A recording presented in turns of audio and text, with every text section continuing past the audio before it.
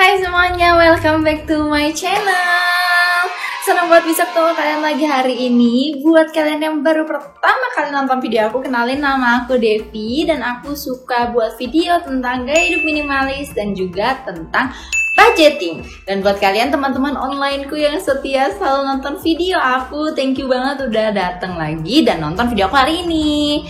Dan hari ini aku mau ngomongin lagi tentang gaya hidup minimalis, yaitu adalah kebiasaan minimalis atau minimalis habits yang biasanya aku lakukan setiap hari. Dimana kebiasaan-kebiasaan ini bener-bener aku rasa membantu aku banget untuk jadi lebih produktif setiap hari. Jadi sebenarnya kan sejak jadi seorang minimalis, aku itu jadi lebih merasa adanya hidup yang lebih simpel gitu ya. Nah, dengan kebiasaan-kebiasaan yang aku adaptasi ini benar-benar membantu aku. Ternyata dari gaya hidup minimalis, aku jadi lebih bisa produktif. Nah, buat kalian yang mau tahu, kalau gitu tanpa berlama-lama lagi, let's get started.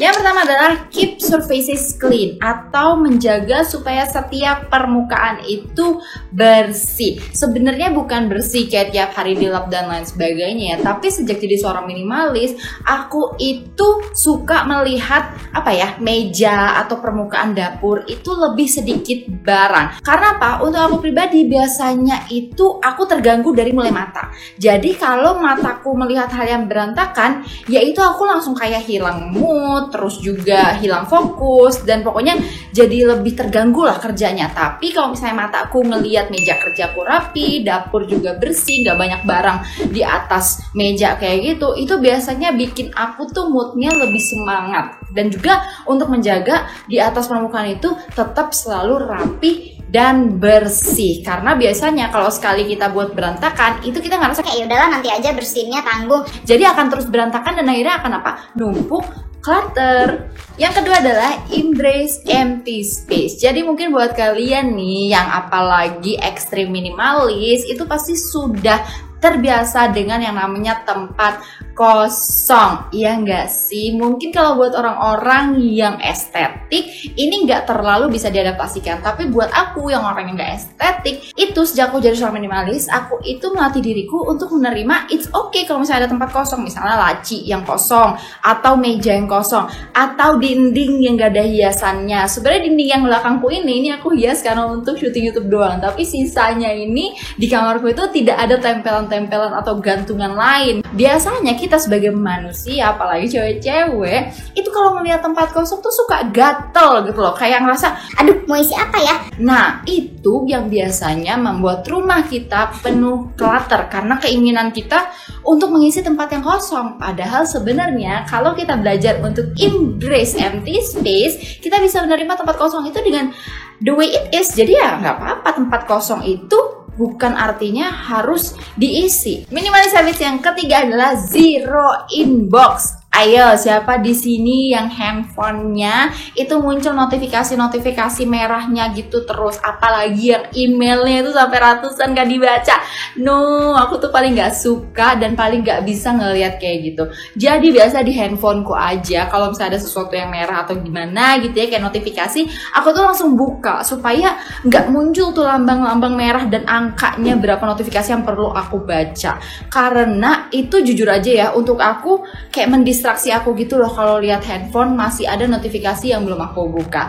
Nah, ini aku biasain juga khususnya untuk email. Apalagi buat kita yang mungkin kerja atau ngampus, biasanya kan semua komunikasi itu atau data-data dan dokumen penting di-sharing dari email. Nah, aku tuh membiasakan diriku untuk selalu buat emailku itu kosong. Artinya apa? Kalau misalnya aku dapat email yang baru, itu aku langsung pindahin ke tempat yang seharusnya. Itu aku udah punya folder-folder khusus untuk memudahkan aku memprioritaskan kerjaan mana yang harus aku kerjain atau balas emailnya tuh duluan. Selain itu juga, itu membantu aku untuk ngerjain hal supaya nggak ada yang kelewat. Karena kadang ini pernah terjadi pengalaman di aku karena inbox email aku itu terlalu penuh, nggak aku bacain dan nggak aku hapus-hapusin. Itu akhirnya kerjaan yang sebenarnya harusnya aku kerjain itu ketiban nama email-email lain. Jadi akhirnya aku nggak kerjain dan itu kayak hilang gitu aja. Dan itu jadi pelajaran sih buat aku. Makanya sejak jadi seorang minimalis ini juga aku membiasakan zero inbox ini dalam kebiasaan aku sehari-hari. Minimalis habits yang keempat adalah setiap barang ada rumahnya. Jadi ini berhubungan dengan keep surfaces clean tadi. Karena kalau misalnya aku nemuin suatu barang yang tidak pada tempatnya, itu yang menurut aku harus cari tempatnya gitu. Kalau enggak, ya itu artinya adalah barang yang gak aku butuhin. Artinya kan itu adalah suatu clutter. Jadi aku percaya bahwa setiap barang yang ada di rumah aku atau barang yang aku punya itu selalu punya rumahnya. Jadi yang aku lakukan kebiasaannya itu adalah setiap habis pakai barang ya langsung dibalikin ke rumahnya. Ini tuh bener-bener membantu banget buat kita yang suka lupa. Jadi aku selalu naruh barang di tempat yang sama supaya apa? Kalau aku nyari barang itu lagi, aku tuh langsung tahu di mana tempatnya. Karena kalau misalnya kita nggak punya satu tempat khusus untuk barang tertentu, itu biasanya yang bikin kita nanti nyari-nyari nggak ketemu, dan akhirnya karena nggak ketemu kita merasa bahwa kita nggak punya, yang akhirnya kita beli lagi, dan itu jadi multiple items kadang bikin jadi clutter. Minimalis habits yang kelima, batasi sentimental items. Jadi mungkin ini contohnya apa ya, ke souvenir deh. Kadang kita itu beli souvenir kan tujuannya adalah untuk kenang-kenangan. Kalau buat aku paling sering nyimpen kenang-kenangan itu di memori yang tidak terbatas. Di mana? Nih di otak. Nah, tapi otak kita kan terbatas. Jadi aku butuh memori tambahan, yaitu apa? Pakai handphone atau kamera. Jadi aku suka mengabadikan sesuatu itu dengan foto atau video. Karena apa? Karena aku tinggal upload aja di cloud atau di drive, dan itu akan tersimpan dan bisa ikut sama aku selama-lamanya tanpa menambah clutter yang secara fisik. Karena aku tuh udah sering ngelakuin ini ya. Jadi kalau misalnya kayak aku nyimpan apa ya, misalnya surat ulang tahun yang udah zaman lama banget gitu ya. Terus aku foto, dan suatu saat nih 10 tahun kemudian aku lihat lagi fotonya, itu kenangan yang muncul di dalam pikiranku tuh sama kalau aku ngeliat barangnya secara langsung. Jadi sebenarnya kan kayak kita tuh cuma butuh sesuatu aja untuk mengingatkan. Nah, jadi buat aku nggak perlu tuh kita nyimpen barangnya secara fisik. Nah, mungkin ada beberapa barang yang memang harus kita simpan secara fisik ya. Misalnya kayak apa ya, warisan keluarga kali ya, atau kayak cincin kawin. Yaitu ya memang harus kita simpan secara bentuk fisiknya. Tapi ya kebiasaan yang ini aku maksud adalah untuk membatasi jangan semua sentimental items kita kumpulin. Padahal kan nggak semuanya harus kita simpan dalam bentuk fisik. Minimalis habits yang keenam adalah prioritas. Jadi sejak aku mengadaptasi gaya hidup minimalis, tujuan aku kan atau keuntungan lah yang aku dapat itu kan simpler life. Nah, di dalam simpler life ini aku tuh belajar untuk memprioritaskan setiap hal dalam kehidupan aku. Jadi aku itu setiap hari harus belajar untuk memprioritaskan mana hal yang penting dan kemana hal yang semakin tidak penting. Ini berhubungan dengan minimalis habits aku yang selanjutnya, yaitu adalah journaling. Jadi di dalam journaling aku ini, itu aku melatih untuk prioritas. Jadi biasanya to-do list aku, itu aku urutkan dari yang paling penting untuk aku kerjakan di hari tersebut. Tapi sejak jadi seorang minimalis, aku itu benar-benar belajar untuk journaling. Dan ternyata the power of journaling itu benar-benar luar biasa banget loh. At least untuk aku. Minimalis habits yang selanjutnya adalah wait. Jadi dulu sebelum aku jadi seorang minimalis, aku itu kayak anak kecil yang gak bisa nahan diri.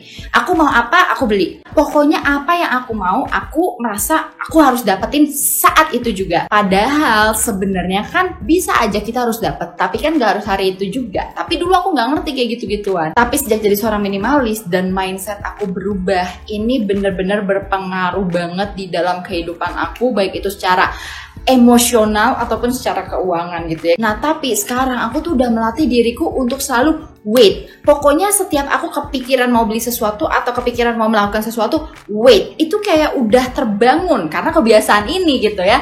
Jadi tunggu dulu, kita pikir dulu, kita analisa dulu, bener gak sih keputusannya, bener gak sih kamu butuh, bener gak sih kamu bakal pakai, dan lain sebagainya. Dan aku bersyukur banget karena kebiasaan ini bisa membuat aku jadi apa ya, orang yang bisa punya pengendalian diri dan juga bisa membudget atau menggunakan uang dengan lebih bijaksana. Minimalis habits yang ke-9 adalah say no.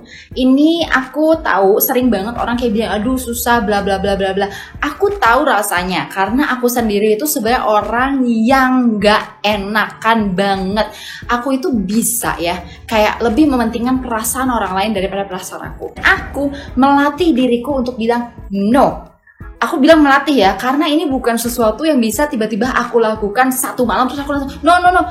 Enggak. Jujur untuk pertama kali bilang no itu kayaknya tuh rasanya hatiku tuh berat banget, mulutku tuh nggak bisa gerak, dan perasaan setelah bilang enggak itu sih kayak aku ngerasa bahwa ya ampun pasti dia marah, ya ampun pasti dia udah nggak mau temenan aku, aduh ya ampun pasti dia udah nggak mau balas chat aku. Udah pikiranku itu bermain segala macam hal-hal yang buruk. Padahal sebenarnya belum tentu demikian. Kalau dihubungkan dengan minimalism, biasanya ini terjadi dengan barang-barang yang dikasih orang atau goodie bag atau bingkisan dari suatu tempat gitu ya. Kadang kita dikasih terus kita terima aja. Padahal kita tahu nih, misalnya isinya itu udah kelihatan dalamnya apa. Barang-barangnya sebenarnya kita udah punya dan kita nggak butuh lagi. Tapi karena itu dikasih orang kita terima. Nah, aku dulu terima-terima juga. Tapi sekarang sejak makin dalam dan makin lama menjalani gaya hidup minimalis, aku lebih memilih untuk menolak supaya apa? Supaya lebih baik barang itu dikasih aja ke orang lain yang memang benar-benar membutuhkan. Jadi belajar untuk bilang enggak ini penting banget untuk kita aplikasikan juga. Misalnya untuk ajakan-ajakan nongkrong yang kita nggak suka, atau ajakan untuk beli suatu barang yang kita nggak suka. Bahkan mungkin ini akan menuai kontroversi, tapi udah nggak apa-apa. Misalnya kayak untuk membantu orang, kita nggak apa-apa bilang no kalau misalnya kita memang tidak bisa membantu saat itu. Jadi jangan kita tuh merasa terbeban atau gak enak karena kita nggak bisa bantu orang itu sekarang. Karena gini menurut aku, bantulah orang sebanyak-banyaknya, tapi bukan tugas dan tanggung jawab kita untuk membantu semua orang. It's quotes by Devi. Ini adalah minimalis habits yang terakhir, yaitu adalah bersyukur.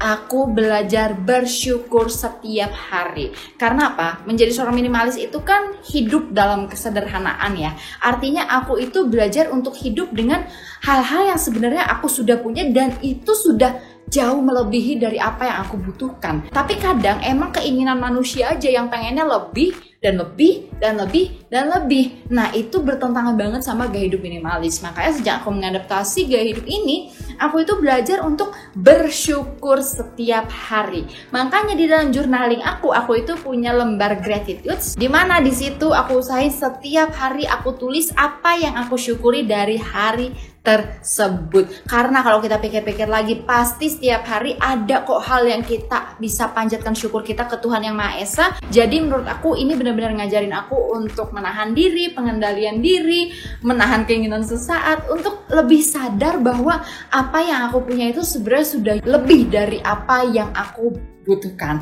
Jadi jangan lupa untuk selalu bersyukur. Tulis di komentar bawah hal apa yang kalian syukuri hari ini. Kalau aku hari ini aku bersyukur karena aku udah bisa bikin video ini untuk kalian, dan harapan aku adalah supaya video ini bisa berguna buat kalian.